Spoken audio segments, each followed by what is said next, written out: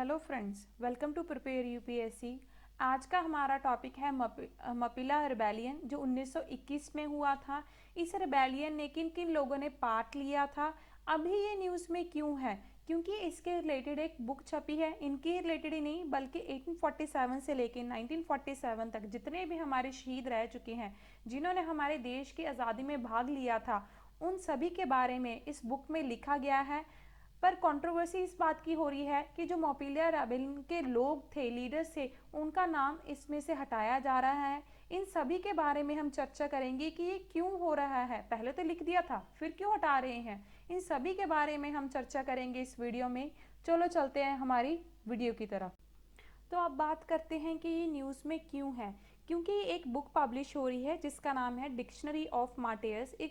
इस बुक को पब्लिश कर रहे हैं यूनियन मिनिस्ट्री ऑफ कल्चर। इनके साथ है Indian council of historical research. ये बॉडी जो ICHR है, ये बॉडी कोई और नहीं बल्कि मिनिस्ट्री ऑफ एजुकेशन की एक ऑटोनॉमस बॉडी है। इस बुक में क्या कर रहे हैं कि दो लीडर्स सामने आ रहे हैं। एक का नाम है वरीअन कुन्नत अहमद हाजी, दूसरे का नाम है अली मुस्लियर। ये दोनों चीफ लीडर थे मोपला मास्केयर के, और इनको मार्टियर्स मतलब शहीद घोषित किया गया है। और इनके नाम पर ही नहीं बल्कि कुछ और नाम भी हैं जिनके नाम पर बहुत ज़्यादा कंट्रोवर्सी चर्चा हो रही है कि इनके नाम इस बुक में रहने चाहिए या फिर नहीं रहने चाहिए। तो ये सभी बातें आगे उभर कर आ रही हैं। और ये जो बुक है dictionary of martyrs Indians freedom struggle, जो 1857 से लेकर 1947 तक सभी मार्टियर्स को कवर कर रही हैं।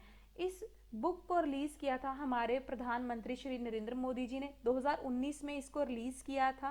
तो जब ये रिलीज़ हुई तो जो संघ परिवार के लीडर थे, संघ परिवार लीडर जो RSS को बिलोंग करते हैं, हिंदुइज्म नेशनलिज्म को आगे रखते हैं, तो वो लोग बहुत ही ज़्यादा अचंभित रह गए कि इस डिक्शनरी में उन लोगों का भी नाम है जो जिन्होंने हिंदुओं को बेरहमी से मारा था।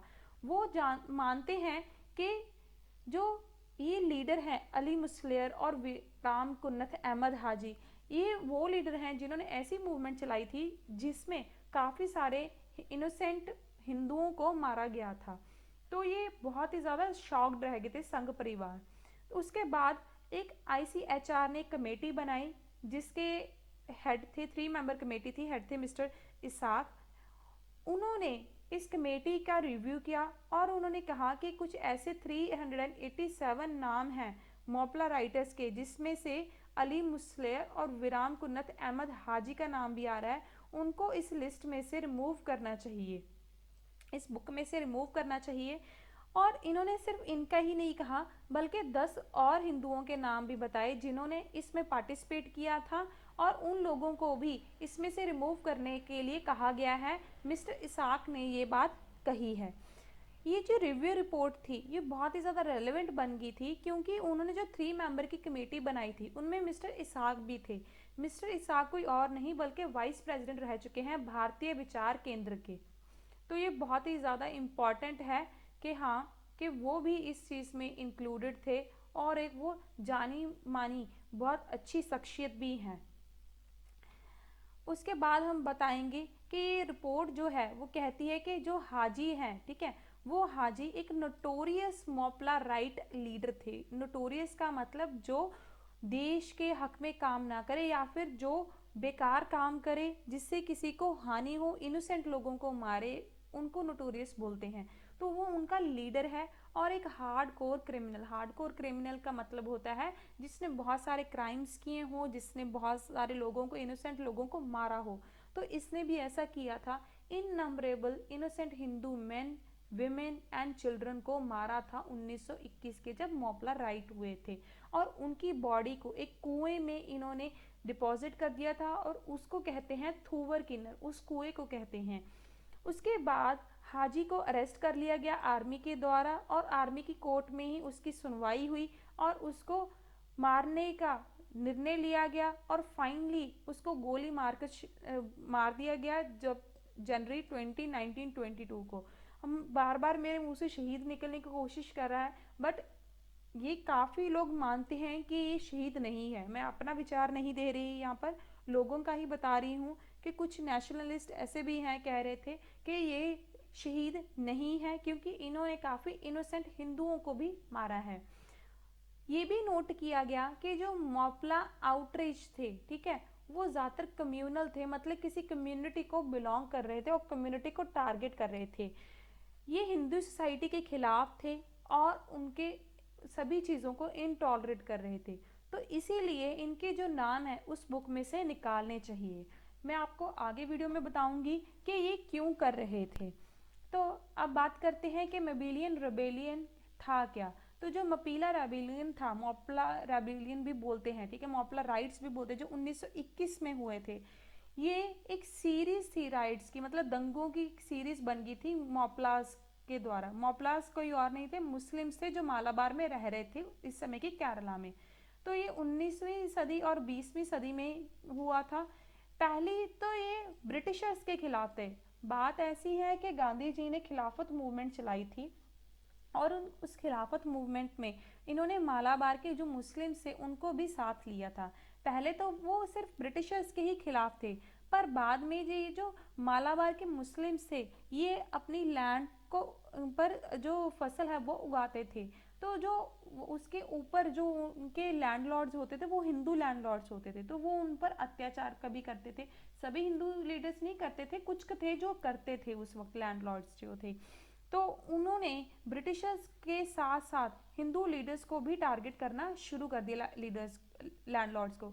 जब गांधी जी को इन सभी चीज़ों के बारे में पता चला तो उन्होंने जो खिलाफत मूवमेंट मालाबार में चलाई, इन्होंने मॉपला रिबेलियन के रूप में उसको डिसकंटिन्यू कर दिया, उसके साथ अपने सारे रिलेशन ख़त्म कर दिए कि ये हमारे साथ नहीं है, ये हमारी नेशनल मूवमेंट के साथ नहीं है, क्योंकि ये हमारे ही लोगों को टारगेट कर रहे हैं। तो एक बहुत ज़्यादा क्लैश होते गए मपीला पिजेंट्री, मतलब जो फार्मर्स थे मपीला के, और उनके लैंडलॉर्ड्स के। और जो लैंडलॉर्ड्स थे, मतलब हिंदू लैंडलॉर्ड्स थे, वो ब्रिटिशर्स के द्वारा सपोर्ट किए जा रहे थे throughout the 19th century and early 20th century. तो ये क्लैश तब तक चलते रहे।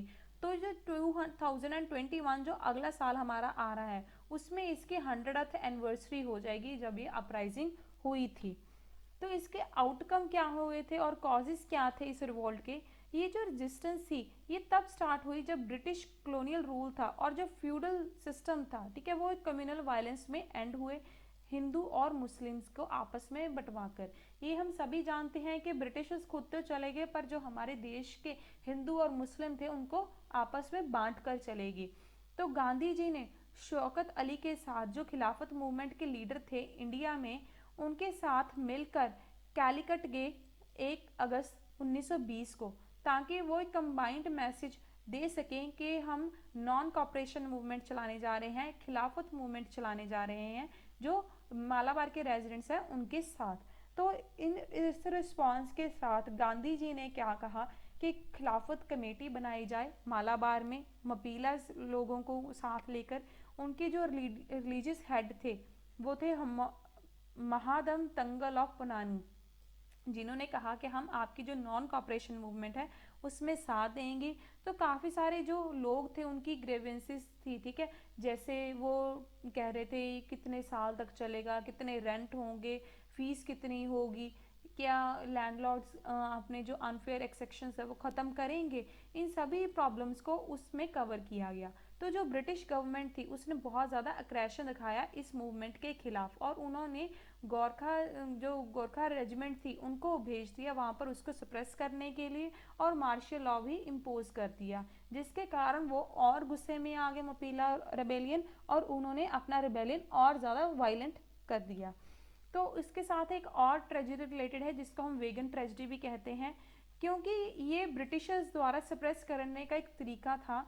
उन्होंने क्या किया, जो टोटल 90 मपीला प्रिजनर थे उनमें से जो 60 थे उसको एक ट्रेन के डब्बे में बंद कर दिया और उस ट्रेन के डब्बे में ना ही कोई विंडो थी, ना ही कोई कुछ था, जिस उनको ना ही पानी पिलाया गया ना ही खाना दिया गया। तो वो सफोकेट हो गए और उनकी डेथ हो गई थी।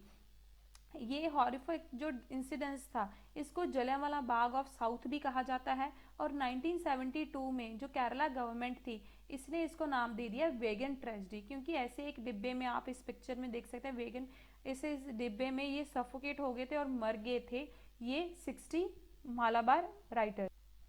तो यहीं तक था हमारा सफ़र मॉपला राइटर्स के बारे में और मॉपला रिबेलियन के बारे में जो 1921 में हुए थे। हम आशा करते हैं आपको हमारा ये टॉपिक पसंद आया होगा। अगर आपको ये पसंद आया तो हमारा चैनल ज़रूर लाइक एंड सब्सक्राइब करें, शेयर करें। धन्यवाद।